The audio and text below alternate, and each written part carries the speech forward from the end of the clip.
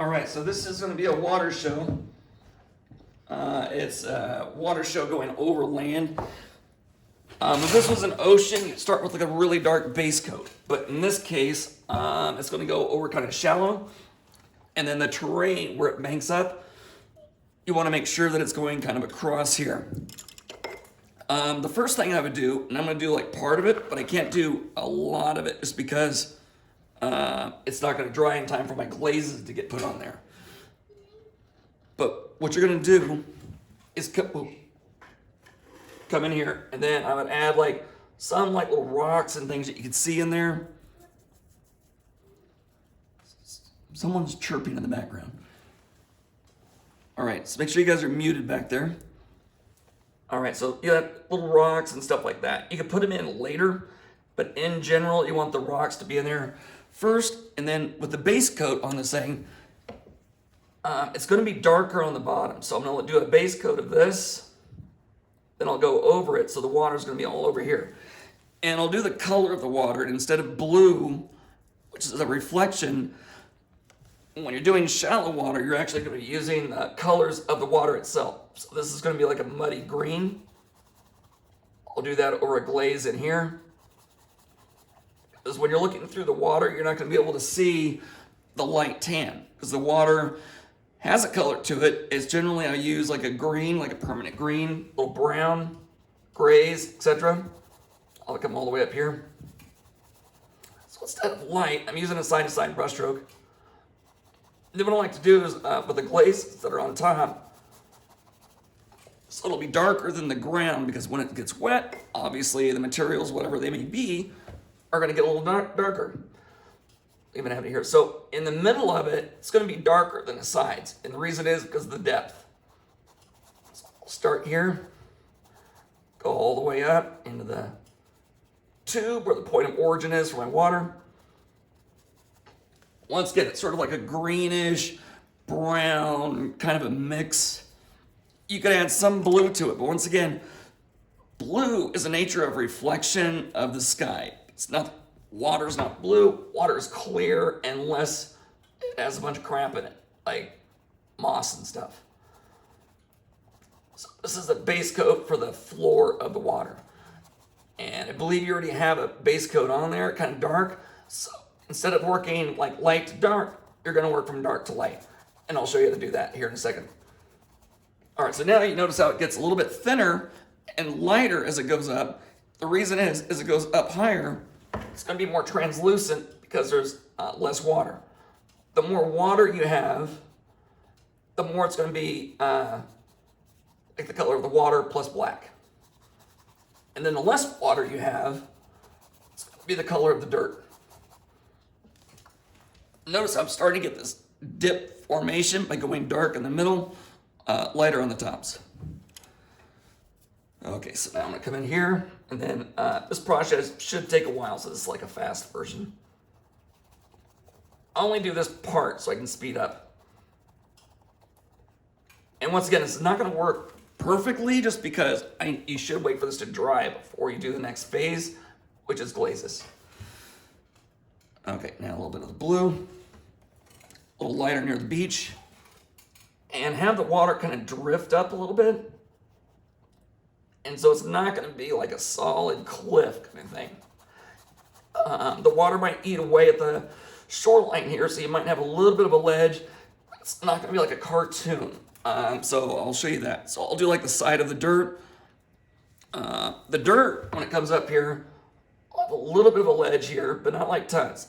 A little bit here, down, and then I'll angle it out as well. Notice as I'm angling the shoreline, it's not all consistent. Some will erode away more,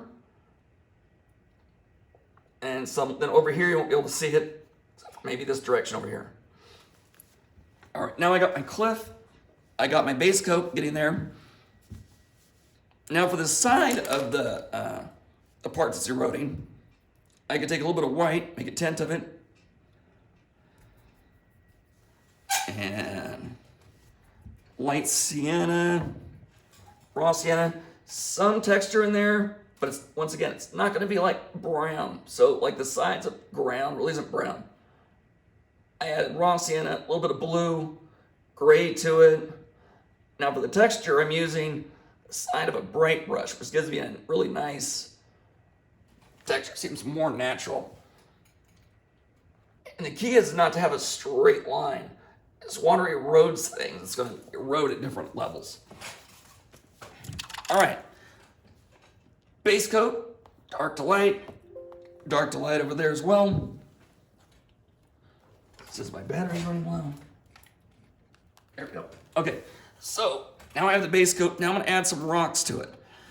And these rocks are below, so they're going to be affected by the water. I'll do like some gray rocks. I'll do like 2. The more you do, the better. But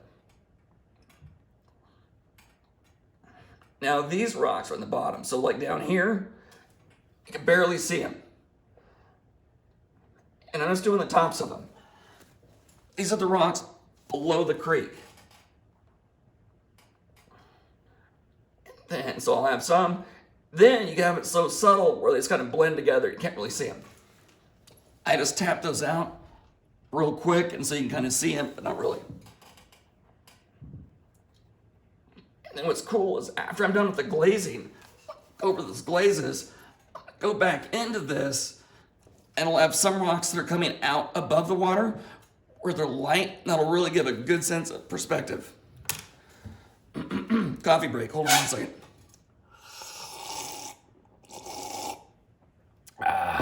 Okay, now the next phase, you're gonna need a sponge. Technically, it should be all dry, but that's okay. We don't care, it's on our project. And then, I'll take my glazes, and the key to painting water is water. So I have my dark base, I got my little lights on there. I'll zoom in for the folks at home so you're gonna be able to see this better. Oh, there we go. Yeah, I think you guys can see that better now. All right, so you can see how it looks more like a creek bed kind of thing coming in. Green, brown, rocks, highlights, shadows. All right, so then I'll start with some of the glazes. Now the glazes are gonna be like the light parts coming in. I'm gonna show you how to do that. So it's gonna be, glaze is really thin paint. It's gonna be following along the lines here. Do that real quick, and then what you're gonna do is take a sponge, drag it across, drag it into it so you fill it out. A simple glaze. All right? I'll repeat that process. This is all like maybe 10% darker. And some of it, you can even have the glazing going over it, exposing some of the rocks underneath. So it's not all going over the whole thing. You can still see some of those rocks. You can still see some of the glazes come out of the water. And right here, I'll have even more exaggerated. So hold back the brush, nice and loose. Get the sense of current. Take the sponge, ease it out. Another layer, so you can see those little translucent rocks showing through the water now. All right, now I should let that dry, but I'm not going to. It's a magic show and I only got about 5 more minutes. Okay, so tint of that color now. Now this is with a bright brush. I'm gonna go to a round brush here pretty soon. Then I'll focus a little bit more lighter value as it's coming out of the hole and tube. A little bit more, some current. You can see the glazes though, so I'll go slow. I won't even use a sponge on this now. These are like little eddies. So I'll do a slow motion one so you guys can see it. Clean here, like right here. I can even like make it kind of gurgly and bubbly as it's coming out here. This comes down. Super light, hazy, but watch this, it's just barely being able to see it. And the key is to allow those rocks that I did, if you did a better job on those than I did, it would look really good. And over at the shoreline, it's gonna be hitting that and bouncing away from it, so it's gonna be a little more exaggerated. a little more lines over there. I'm about ready for the round brush. I'm gonna go from the bright brush to the round brush here pretty quick. I like the idea of the hose or that pipe getting that water up there. I was wondering how am I gonna get a close-up water because I didn't really have a canvas that was gonna have that available. Now this is another 10% lighter, just as thin though. And with this one I need a round brush. All right, so now I'm going to it's time for the detail brush. Doing a small round brush, dip it into the glaze, like those lines are too harsh. Then that's not watery enough, I'll get rid of it. Lightly haze it out with a sponge. And then thin the paint out. Up here where it comes out, maybe a little more violent. I'll use the side of the brush even to make it a little bit wider. And it's super light, so it's very thin amount of paint. Thin and it's a glaze. Gradually it's gonna look more and more like water here pretty soon. All translucent. So yes, Kenny, you have your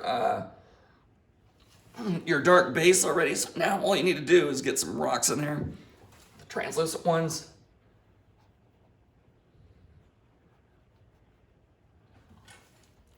And the key is a lot of layers.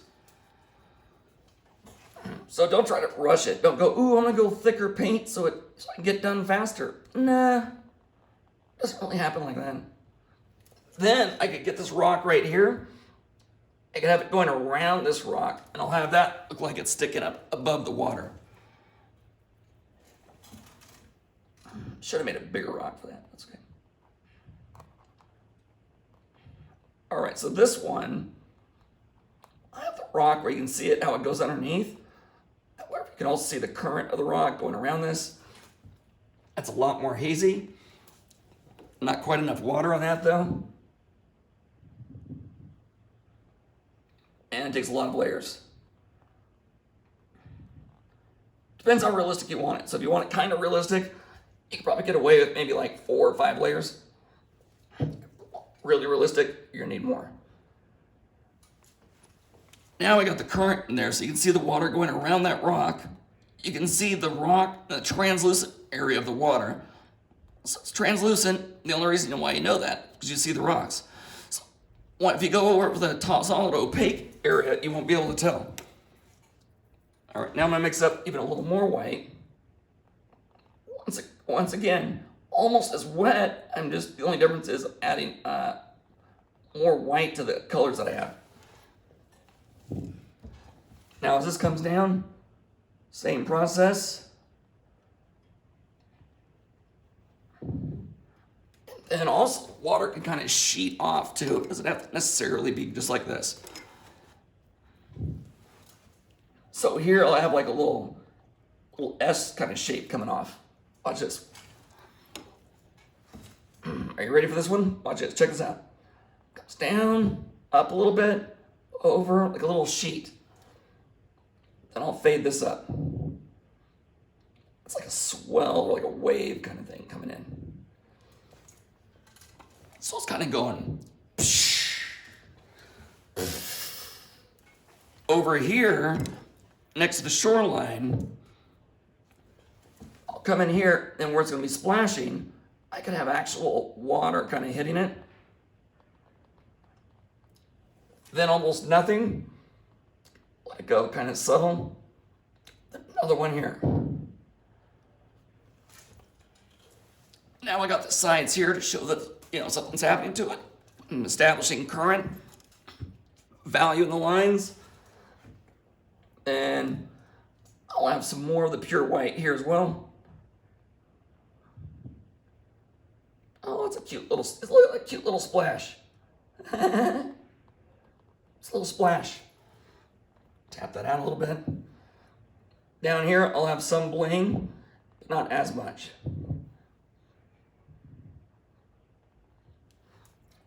Now I'm coming in for some like little sparkle. So this is a little thicker paint. Going over it could be right in the dark areas. sparkle part. Waves, I wouldn't do just lines. Got a dot right here. So pretty.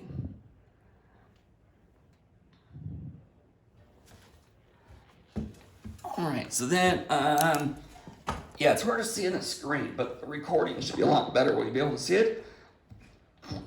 You can make it look more realistic by more layers. That could be river part 2.